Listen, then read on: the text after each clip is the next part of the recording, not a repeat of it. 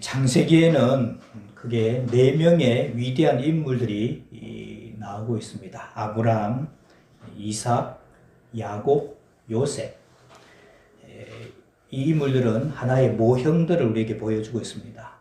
이들의 모습을 보면서 좋은 점은 본받고 또 혹시 좋지 못한 점은 그것이 나에게 있나 살펴서 버리라고 우리에게 교훈하고 있습니다. 오늘은 그 4명의 사람 중에서 야곱을 좀 살펴보려고 합니다. 야곱의 탄생 이야기, 태어난 이야기가 창세기 25장에 나오고 또 야곱이 죽고 장례를 치르는 그 이야기가 50장에 나옵니다. 그러니까 창세기 거의 절반의 그 분량을 이 야곱의 이야기를 다루고 있는 것이죠. 주보사의 간지 보시면 야곱의 생애 해서 야곱의 생애를 20가지로 요약을 해서 정리를 해놨습니다. 그걸 좀 보시면 좋겠네요. 야곱은 태어날 때부터 그 쌍둥이 형의 발꿈치를 잡고 태어났죠. 그래서 야곱의 이름의 뜻이 발꿈치를 잡다. 그래서 야콥입니다. 영어로는 제이콥이죠. 그래서 여러분 제크라든지 이런 것들이 다 야곱입니다. 그리고 이제 태어날 때부터 어린 자가 큰 자가 어린 자를 섬길 것이다. 동생이 더 크게 될 것이라는 그 약속을 받고 태어났습니다. 그런데 야곱은 그게 만족하지 못합니다. 그래서 팥죽 한 그릇에 그 장자의 명분을 사죠. 그리고 형을 대신해서 아버지 이삭의 축복을 대신 받습니다. 그렇게 되니까 이제 형 에서가 아주 평상시에는 화도 안 내는 사람인데 자기를 대신해서 축복을 받았다 하니까 이제 화가 나서 이제 칼부림 날 정도로 이렇게 막 분위기가 험하게 되죠. 그래서 형 에서를 피해서 외삼촌이 있는 막단 하란이라는 곳으로 가게 됩니다. 그리고 그 외삼촌 집에서 20년간 양을 치죠. 그래서 14년은 자기 부인들을 얻는데 14년을 소모하고 또 6년간 있으면서 재산을 많이 불리게 됩니다. 그리고 20년이 지나자 외삼촌을 피해서 도망을 나옵니다. 그리고 이제 형 에서를 두려워해서 다른 사람은 다 건너가는데 이 야곱만 약폭강을 건너가지 못하고 천사와 밤새도록 씨름을 합니다. 그리고 이제 형과 대면을 하는데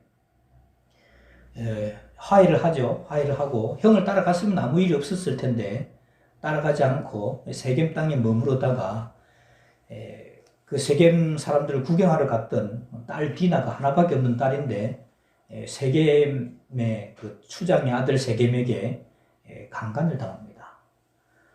그런 일이 있으면 그냥 이제 딸을 시집 보내면 될 텐데 이 친오빠들이죠. 시몬하고 레위가 우리 딸을 우리하고 결혼하려면 우리처럼 할례를 다 받아야 된다. 이게 거짓말 해가지고 한 3일쯤 돼서 몸을 못 움직일 때 그 세겜리의 남자들 다 죽여버립니다. 오늘 우리가 읽은 이 말씀이 창세기 35장 말씀이 오늘 우리가 제가 지금까지 설명드린 이 11번 시몬과 레위가 세겜 사람들을 복수한 내용 다음에 이어지는 이야기입니다. 이 이후는 여러분들이 참고하시고 더 말씀드리지 않겠습니다. 아브라함은 참 후덕한 사람이죠. 그리고 그 아들 이삭은 절대로 싸우지 않고 양보하는 사람입니다. 그런데 그런 할아버지와 아버지 밑에 야곱 같은 사람이 어떻게 나왔는지 모르겠습니다. 물론 야곱도 하나님을 믿는 사람이었습니다. 그런데 수많은 어려움을 겪었습니다. 정말로 파란만장한 삶을 살았습니다. 오늘날 많은 신앙생활을 하는 사람들이 이 아브라함처럼 살고 이삭처럼 살고 요셉처럼 살면 참 좋겠는데 대부분의 사람들이 이 야곱처럼 살고 있습니다. 야곱 속에는 늘 인간적인 계산이 가득 차 있었습니다. 하나님의 약속을 기다리고 가만히 있는 게 아니고 그걸 자기 손으로 마치 태어날 때처럼 움켜쥐려고 하는 겁니다. 그렇게 살았더니 그 인간적인 꾀를 부리고 움켜 살려고 하는 그 삶이 자기 삶을 평탄한 길로 인도한 것이 아니고 그야말로 험악한 삶을 사는 겁니다. 그래서 130세 때 되었을 때 야곱이 애굽의 바로 왕 앞에 갔을 때 워낙 오래 막 험하게 살아서 그런지 나이가 한 500살쯤 되고 있는지 나이가 얼마입니까? 물어보죠. 그랬더니 내 나이가 우리 조상들에 비하면 그렇게 많지는 않은데 험악한 세월을 보냈습니다. 130살까지 살고 자기 인생의 소결론이 험악한 삶을 살았다는 겁니다. 그래서 오늘 우리가 읽은 말씀이 11번 다음에 야곱의 아들 시몬과 레위가 자기 누이 동생 디나 때문에 세겜 사람들의 복수를 하고 난 다음에 일어난 이야기죠. 그래서 야곱은 아직까지 삶을 한 거의 중간 정도밖에 못 살았는데도 엄청난 어려움과 환난들을 겪었습니다. 야곱의 아들 시몬과 레위가 세겜 사람들이 관계를 써서 남자들을 다 죽였기 때문에 그 사람들이 이제 주변에 있는 가난한 사람들을 다 연합시켜가지고 야곱의 가족들하고 전쟁을 벌일 수도 있는 그런 위험한 상황인 겁니다. 이럴 때 이 위기의 상황에서 하나님께서 야곱에게 나타나신 겁니다. 오늘 우리 본문 1절 말씀을 우리 같이 읽어볼까요? 1절 말씀 시작. 하나님이 야곱에게 이르시되 일어나 베델로 올라가서 거기 거주하며 내가 내 형 에스의 낯을 피하여 도망하던 때에 내게 나타났던 하나님께 거기서 제단을 쌓으라 하신지라. 아멘. 이 위기의 상황에서 하나님이 나타나셔서 옛날에 형 에스를 피해서 박단 아람으로, 다른 말로 하란입니다. 하란으로 가다가 돌베개를 베고 잠을 자다가 만났던 그 하나님께 단을 쌓으라고 말씀하신 것입니다. 사실 세상살이 때문에 야곱은 그때 만났던 그 하나님을 다 잊어버리고 살았던 것이죠. 우리 말씀을 한번 찾아보겠습니다. 그 형 에스가 받아야 할 축복을 가로채고 그 형 에스를 피해서 도망가다가 무슨 일이 일어났는가 한번 찾아보겠습니다. 좀 수고스럽더라도 말씀을 찾아보죠. 창세기 28장입니다. 창세기 28장 13절에서 15절 말씀. 저 앞에 넘기면 되죠. 창세기 28장 13절에서 15절 말씀. 한 절씩 교독해 보겠습니다. 또 먼저 여호와께서 그 위에 서서 이르시되 나는 여호와니 너의 조부 아브라함의 하나님이요 이삭의 하나님이라. 내가 누워있는 땅을 내가 너와 내 자손에게 주리니 내 자손이 땅의 티끌같이 되어 내가 서쪽과 북쪽과 북쪽과 남쪽으로 퍼져나갈지며 땅의 모든 족속이 여호와의 자손으로 말미암아 복을 받으리라. 우리 15절 같이요. 내가 너와 함께 있어 내가 어디로 가든지 너를 지키며 너를 이끌어 이 땅으로 돌아오게 할지라.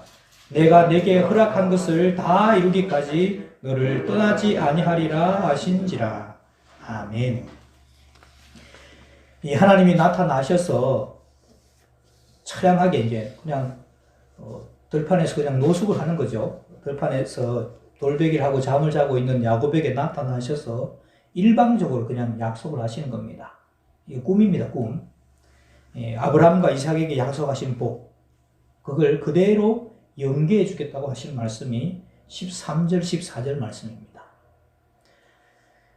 그리고 13절, 14절 이 복을 주겠다 하는 약속도 중요하지만 15절 말씀도 굉장히 중요합니다. 우리 15절 말씀 다시 읽어보겠습니다. 시작. 내가 너와 함께 있어 내가 어디로 가든지 너를 지키며 너를 이끌어 이 땅으로 돌아오게 할지라. 내가 내게 허락한 것을 다 이루기까지 너를 떠나지 아니하리라 하신지라. 야곱이 하나님께 뭘 하지 않더라도 하나님께서 이 야곱과 함께 계셔서 야곱을 지키고 이 땅으로 다시 돌아오게 해주겠다.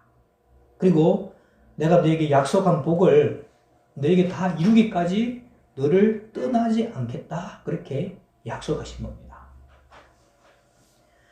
야곱은 여기까지 하나님의 약속의 말씀을 듣고 아멘 감사합니다.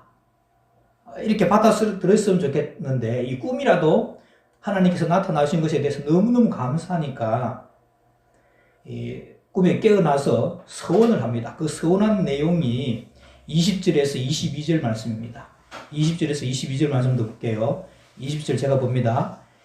야곱이 서원하여 이르되 하나님이 나와 함께 계셔서 내가 가는 이 길에서 나를 지키시고 먹을 떡과 입을 옷을 주시어 내가 하나님의 나라를 들어가게 하시면 여호와께서 나의 하나님이 되실 것이요 22절 같이요. 내가 기둥으로 세운 이 돌이 하나님의 집이 될 것이요 하나님께서 내게 주신 모든 것에서 10분의 1을 내가 반드시 하나님께 드리겠나이다 하였더라. 그러니까 하나님이 꿈에 나타나셔서 내가 동서남북을 다 너한테 다 줄 것이고 네 자손이 땅의 티끌처럼 많아지게 될 것이다. 그 아브라함에게 말씀하셨고 이삭에게 약속하신 그 복을 말씀하시고 이 복을 다 이루기까지 내가 너를 떠나지 않을 것이다. 그 하나님이 나타난 것, 약속해 주신 것에 너무 감사해서 아멘 감사합니다 이렇게 받아들이면 되겠는데 너무 감사해서 서원까지 했어요. 내가 가는 길에 하나님께서 지켜주시고 먹을 떡과 양식을 주시고 옷을 주시고 평안히 아버지 집으로 돌아오게 하시면 여호와 하나님이 내 하나님이 되실 것이고 내가 11조를 반드시 하나님께 드리겠습니다. 그렇게 서원을 했습니다. 서원 안 해도 하나님이 약속 지킬까요? 안 지킬까요? 지키죠. 근데 하나님이 나타나신 것에 대해서 너무 감사하니까 서원을 했어요. 그럼 서원했으면 지켜야 돼요? 안 지켜야 돼요? 지켜야죠. 안 지킬 거면 서원하지 말았어야죠. 근데 사실 이제 뭐 감사하니까 더 이상 뭐 하나님 앞에 뭐 제산을 쌓는다든지 감사한다든지 이 정도는 할 수 있을 텐데 일단 이 야곱이 당신 나의 하나님이 되실 것이고 내가 반드시 11조를 드리겠습니다. 그리고 내가 세운 이 두 돌 이게 하나님의 집이 될 것입니다. 이렇게 약속까지 서원까지 한 겁니다. 그러면 하나님께서 이 약속을 하셨는데 하나님이 약속하신 거 지켰을까요? 안 지켰을까요? 하나님이 이 야곱에게 약속하신 거 지켰을까요? 안 지켰을까요? 지키셨습니다. 외삼촌 집에 갈 때도 하나님께서 지켜주셔서 평안히 가게 하셨고 그곳에서 사는 것까지 20년 동안 살았죠.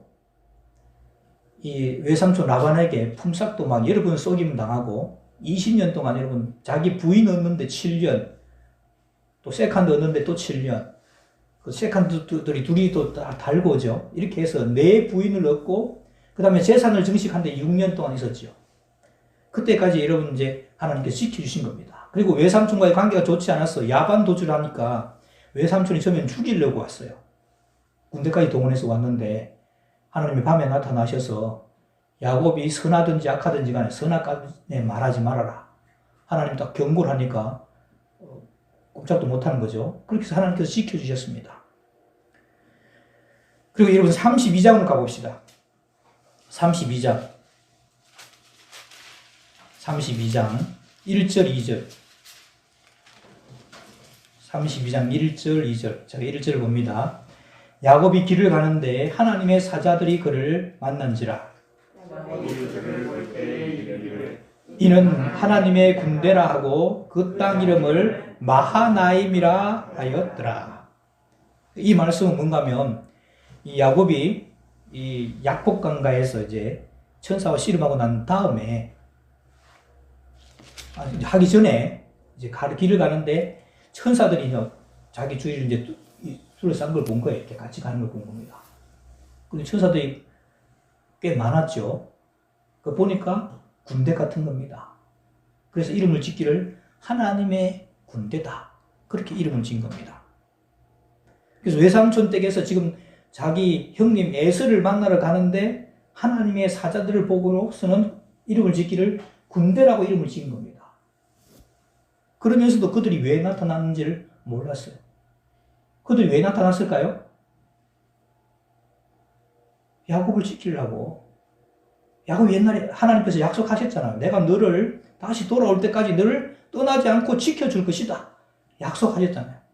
그래서 지금까지 외삼촌 집에서도 지켜주셨고, 외삼촌이 자기 조카를 죽이려고 하는데도 지켜주셨고, 또 하나님의 군대가 야곱 주위에 따라다니면서 지켜주시는 겁니다. 그러니까 자기가 하나님의 군대라 이름을 지으면서도 그걸 몰랐다는 겁니다. 그 왜 하나님의 군대가 자기 옆을 지나가고 있고 하는지를 몰랐다는 것이죠. 그래서 하나님은 약속하신 것을 다 지키셔서 야곱을 가나안 땅에 무사히 돌아오게 하신 것입니다. 그리고 나서 가나안 땅에 돌아왔으면 이 야곱이 제일 먼저 뭐 해야 되겠어요? 그 옛날 약속을 기억했다면 빨리 베델로 올라가서 하나님 앞에 제단을 쌓았어야죠. 근데 그렇게 하지 않은 겁니다. 형님 에서를 만나고 나서는 형님하고 같이 가자 했더니 안 갑니다. 그래서 세겜 땅에서 머무르다가 거기 자기들을 이제 남자들밖에 없잖아요. 세겜 여자들 어찌 생겼나 싶어서 이 딸 디나가 나갔다가 세겜의 추장의 아들한테 강간을 당하는 겁니다. 그러면서 그런 일이 벌어지게 된 것이죠. 다시 본문으로 돌아오겠습니다. 2절 말씀 우리 같이 보겠습니다. 2절 말씀 제가 볼게요. 야곱이 이에 자기 집 사람과 자기와 함께한 모든 자에게 이르되 너희 중에 이방 신상을 버리고 자신을 정결하게 하고 의복을 바꾸라. 우리가 일어나 베델로 올라가자. 나의 환난 날에 내게 응답하시며 나의 가는 길에서 나와 함께 하신 하나님께 내가 거기서 단을 쌓으려 하노라. 아멘. 하나님 지금까지 야곱을 지켜주시고 인도해 주셨습니다. 하나님께서 약속하신 대로 지켜주신 겁니다. 근데 이 야곱은 삶에 치여가지고 하나님의 약속 이런 것들을 돌볼 겨를이 없었습니다. 하나님이 나타나셔서 이 위기의 상황에 하나님이 나타나셔서 베델로 올라가서 하나님 앞에 제단을 쌓아라. 이 말씀을 들은 이후에야 비로소 옛날에 하나님과 약속한 게 생각난 겁니다. 오늘 제목이 일어나 베델로 올라가자입니다. 베델은 야곱에게 있어서 아주 중요한 장소였습니다. 형 에서를 피해서 도망가다가 하나님을 만나고 하나님으로부터 아브라함과 이삭에게 약속한 복을 이어서 받게 될 것이라고 약속도 받았습니다. 그리고 불쌍한 신세를 당한 자신에게 나타나신 하나님께 야곱도 너무너무 감격해서 나를 이곳에 다시 돌아오게 하신다면 하나님이 저희 하나님이 되실 것이고 반드시 11조를 드리겠습니다. 약속한 것인 겁니다. 그리고 인생을 살다가 어렵고 힘든 일을 만났을 때 우리 스스로 그 어려움을 해결하기 힘들 때 하나님은 찾아오셔서 일어나 베델로 올라가라. 그렇게 말씀하고 있는 겁니다. 저는 바둑을 둘 줄 압니다.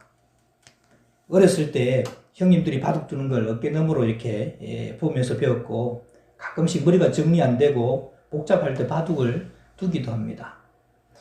바둑이 우리 인생을 잘 나타내 보여준다고들 말을 합니다. 소탐대실이다. 이 바둑에서 많이 쓰는 용어인데 조그만 것을 너무 탐내게 되면 큰 것을 잃어버린다. 이 바둑의 교훈들 중에 막 그런 내용들이 많이 있습니다. 그 우리 인생에 중요한 교훈을 주는 내용들이 많죠. 바둑을 두는 사람들은 한 단 정도만 되면 프로의 단 정도만 되면 바둑 한 판을 두고 난 다음에 승패에 상관없이 자기가 둔 그 바둑돌을 다시 처음부터 끝까지 재연해서 다 둘 수가 있습니다. 그러면서 이제 이때는 이렇게 하는 게 더 나을 뻔했다. 또 저렇게 하는 것이 아마 최선의 수가 있었겠다. 바둑을 둔 당사자들이나 또 옆에서 관전했던 사람들과 함께 바둑 한 판을 되짚어 봅니다. 이것을 복기라고 합니다. 바둑판이 여러분 가로 세로로 가로가 19개, 세로가 19개, 전부 다 361개입니다. 점이.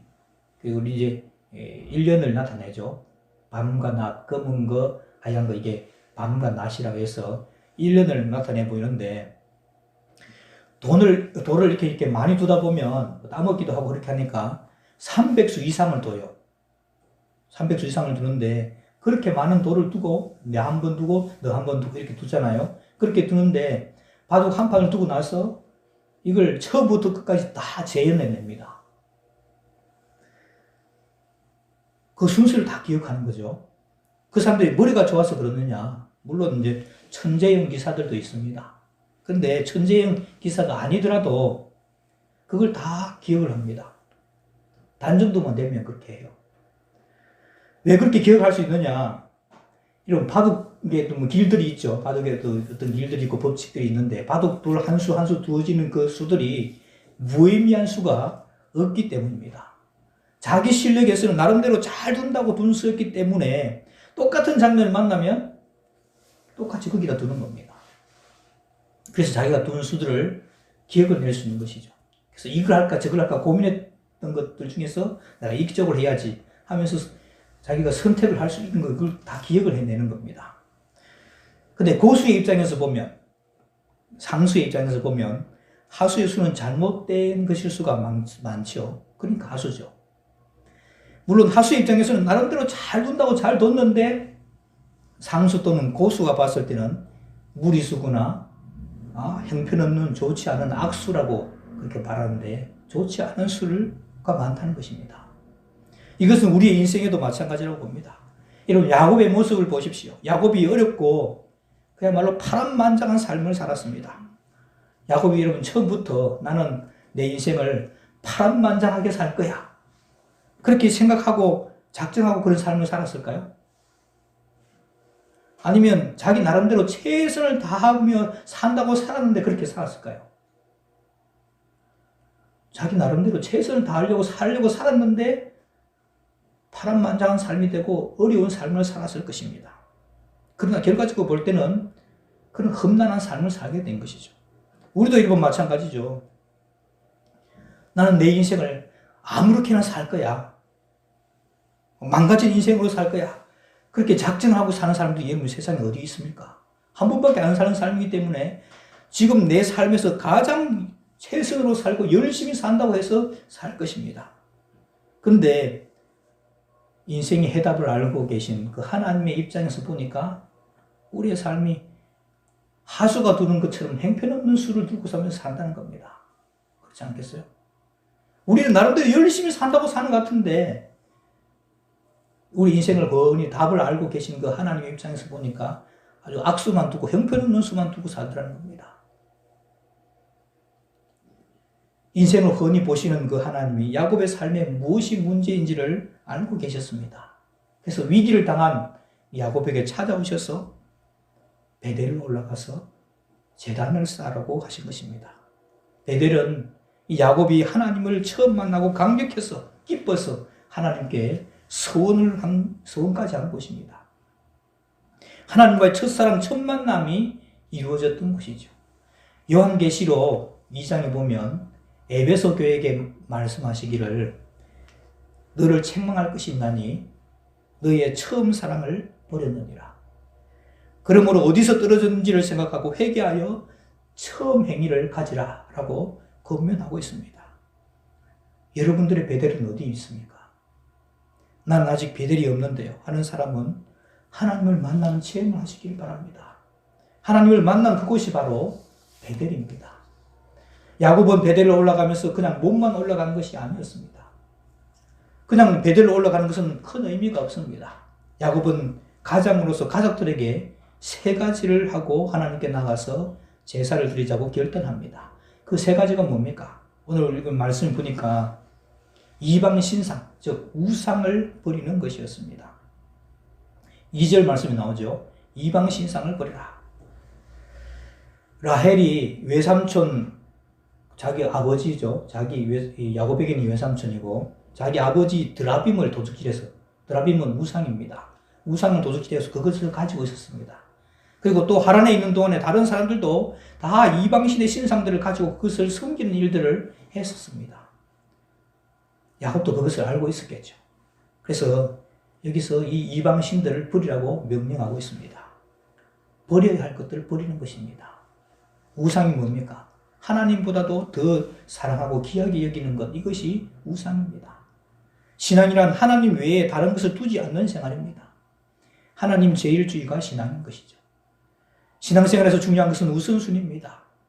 하나님을 섬기는, 하나님을 믿는 우리 그리스도인들 역시 두 세상에 발을 딛고 살고 있습니다. 하나는 교회 안에, 또 하나는 세상에 발을 딛고 삽니다. 이럴 때 우선순위를 바로 세워야 합니다. 이것은 영적인 변화를 말하는 것이겠죠. 그리고 두 번째, 자신을 정결하게 하는 것입니다. 물로 목욕을 하여 정결하게 했겠죠. 또 지금까지 우상을 섬기고 악한 마음으로 세겜 사람들을 속여서 죽이고 약탈을 한 일들을 하나님 앞에 회개하는 것이겠죠. 마음을 깨끗이 해서 하나님께로 향하라는 말씀입니다. 이것은 내적 마음의 변화를 말하는 것입니다. 그리고 세 번째, 의복을 바꾸라고 합니다. 아마도 이들은 가나안 족속의 의복을 입고 있었을 수도 있을 것입니다. 그 의복을 히브리 옷으로 바꾸라는 말이겠죠. 아니면 지금까지 입고 있던 옷을 새로운 옷, 깨끗한 옷으로 바꾸 입으라는 말입니다. 의복은 그 사람의 신분과 삶의 모습을 드러냅니다. 회개할 것을 밖으로 드러내라는 것입니다. 현재 생활보다 더 나은 생활을 눈에 보이게 하라는 것이죠. 이것은 행위를 바르게 하라, 즉 외적인 행위의 변화라고 볼 수가 있습니다. 이렇게 한 다음에 야곱은 하나님께 나아가서 제사를 드렸습니다. 하나님과의 관계를 회복하는 것입니다.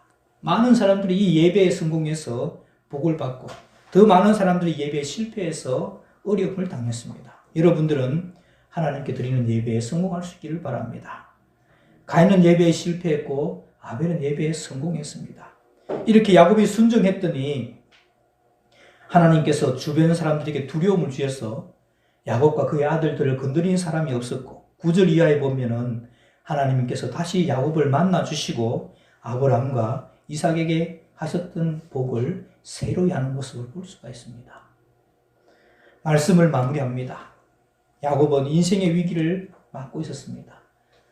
자기가 한 일이 아닌데 자기 자식들이 한 일 때문에 인생의 위기가 온 것입니다. 그 옛날 베델에서 만나 주셨던 하나님께서 나타나셔서 야곱에게 약속을 상기시켜 주셨습니다. 그러자 야곱이 말합니다. 일어나 베델로 올라가자. 내 환난 날에 내게 응답하시며 내가 가는 길에서 함께 하신 하나님께 제사를 드리겠노라. 이것은 하나님이 야곱이 인생의 위기를 만났을 때 해결책으로 보여주신 방법이었습니다. 혹시 여러분들 중에 위기의 상황을 맞고 계신 분 없습니까? 이제는 하나님께서 저와 여러분들을 초청하고 있습니다. 일어나 베델로 올라가자. 야곱은 제사를 드리면서 이방 신상을 버리고 자신을 정결케 하고 의복을 바꾸었습니다. 예배드리는 자의 자세가 중요하다는 말입니다. 우리 모두도 이러한 자세로 예배에 참여하셔서 하나님과의 관계가 회복되어지고 하나님의 응답도 받는 그런 은혜가 있기를 주님의 이름으로 축원합니다. 기도하겠습니다. 인생의 위기 가운데 야곱을 만나주신 하나님 아버지, 일어나 베델로 올라가라고 야곱에게 말씀하신 그 말씀이 우리에게도 아멘으로 받아들여지게 하옵소서. 하나님과의 만남을 통해 관계가 다시 회복되게 하옵소서. 자신을 정결하게 하고 더러운 것을 버리고 의복도 바꾸어 주님을 만날 준비를 하게 하옵소서. 예수님의 이름으로 기도하옵나이다. 아멘.